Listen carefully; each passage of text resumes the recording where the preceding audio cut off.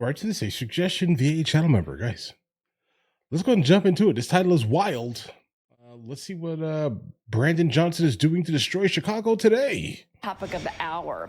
One of the country's largest counties now securing a universal basic income program where low-income households are guaranteed monthly payments.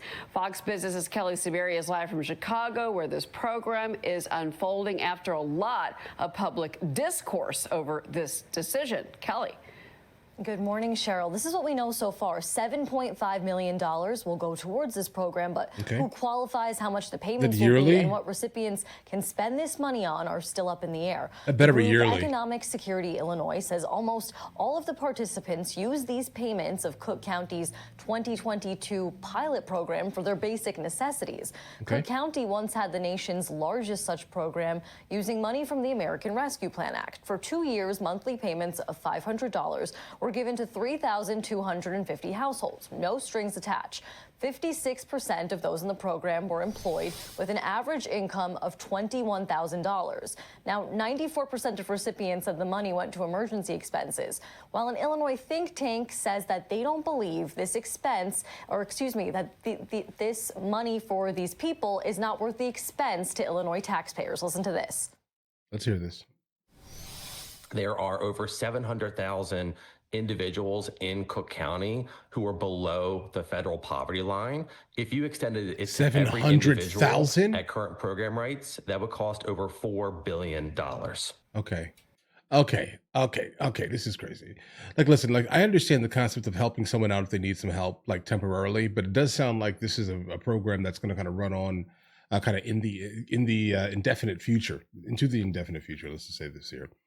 And I think that's absolutely scary because, guys, when you start giving things to people, like, I understand, like, you want to help them out. I get it. It should be temporary. But when you start giving things to people, you start to realize that you're not really helping the generation of people. Like, so for example, if this program has been utilized before, I definitely would like to see where those people are now. Something tells me they're probably in the same exact position because you removed all the stress from them. You removed everything that basically pushes people to, I don't know, bro, invent things. Try to do whatever is in their family's best interests. You get what I'm saying here, guys? If you remove all of the things that make people better, okay, what are you left with? Weak people, bro. 700,000 people underneath the poverty line within one singular county. I understand that county also encompasses Chicago, if I recall.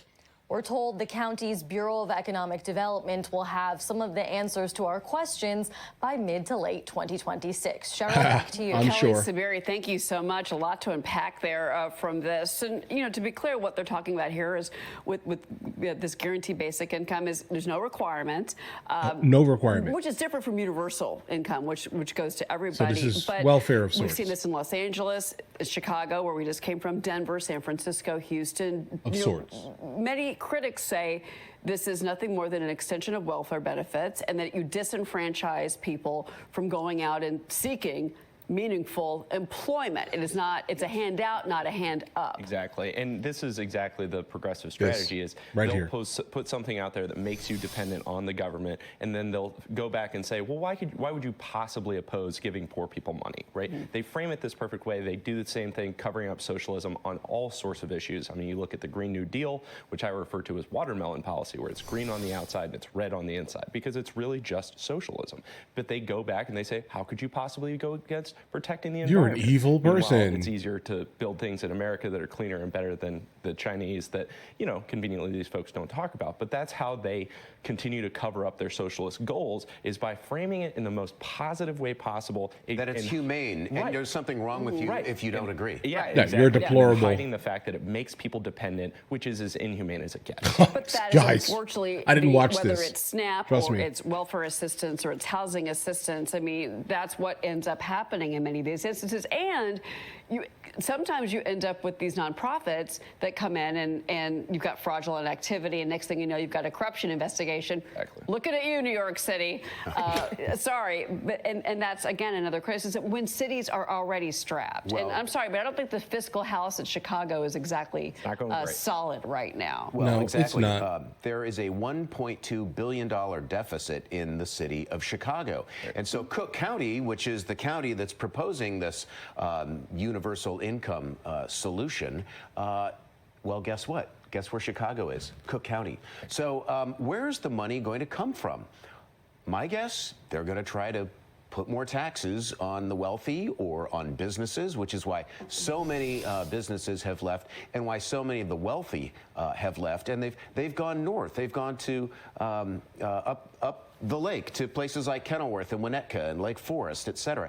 And those towns now are incredibly red and very conservative because all of the money has left the old Gold Coast of Chicago, which is gorgeous. I mean, you know, you can go up Park Avenue just right that way and see beautiful elegant old co-ops. Well, guess what? Go to Chicago along the Gold Coast and it's exactly the same thing. The problem is they're now trading at a fraction of the New York City prices because they're being sold. Everyone wants to get out because get out while you still can. The taxes are so high. What do you make about the concerns about inflation, Adam? Because many economists say when you look at different programs like this, whether it's universal basic income or it's targeted, that it actually ends up raising prices in these communities. Well, I mean, yes and no. Anytime you give people money, that is stimulus. And whether it's welfare or whether it's PPP checks that came out during COVID, if you're giving people money, they are going to spend it. But if we're talking about a program that at least at this stage sounds very small and it's going to a small number of people who are strapped and probably not able to spend a whole lot of money, I'm not sure that it's really going to have an inflationary effect. Yeah, guys, hold on. Hold on. It's plausible though, right? Like, just understand this here. It's incredibly plausible depending on if the money itself is going to be a consistent thing. Let's say the first of every month, the Chicago government gives you $500, right? Like, you can imagine that things will tend to get a little bit more expensive. If it's not like incredibly more expensive, but things will end up being a little bit more, bro. Even if it's like $5, if that makes any sense here. If your rent goes up $5-10, it still went up, bro. Sorry. This is kind of my main issue with the concept of UBI. I do know that UBI is going to come sometime. At some time, it has to come, specifically to the United States of America, to the citizens, because mainly because of AI. I'd say this right now. I can imagine how AI specifically is going to lead us to the concept of UBI when people that are absolutely suffering can no longer get like the small, like low skill labor type of jobs. If that makes any sense here. There's gonna be something coming no matter what here. But I will say this here, that will immediately raise up the prices of everything. I just don't understand why you would perceive that that's not a case here.